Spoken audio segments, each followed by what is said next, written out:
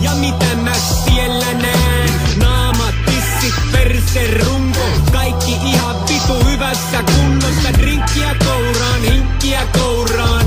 Ja ämmältä linkkiä noutaan. Soitan sulle huomenna.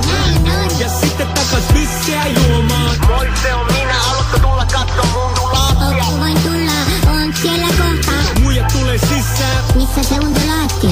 Vittu täällä mitä undulaattia.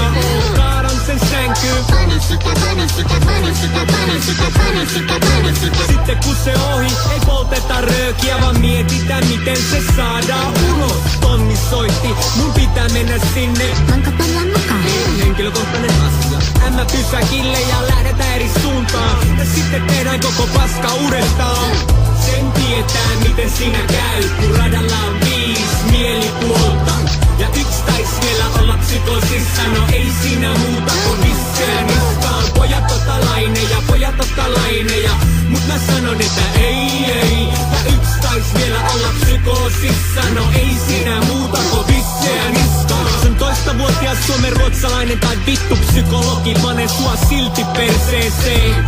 Ja ota koko laskin suuhun, huora, sulta ei kysytty mitään. Mulla on kädessä tuppo sun tukkaa, mä haisen hielle ja paskalle. Se sekoittuu sun parfyymiis, niinku Rottweiler pudeliin. Turaattaa niitä pois, mä revin ne auki. Sairas ämmässä nautit tästä. Ja prinsessa mä panen sut pilalle, mustelmat sun verisuonien tilalle. Päästän sut menee verta vuotavana, ja mä tiedän että tuut takas huomenna. Kipua, nautintoa, tuskaa, eikö kiva kun mä saan sut tuntemaan jotain. Sen tietää miten siinä käy, kun radalla on 5 mielipuolta. Ja yksi tais vielä olla psykosissa, no ei siinä muuta kuin pisseä niskaan. Pojat ota laineja, pojat ota laineja. Mut mä sanon että ei. Ja yksi tais vielä olla psykosissa, no ei siinä muuta kuin pisseä.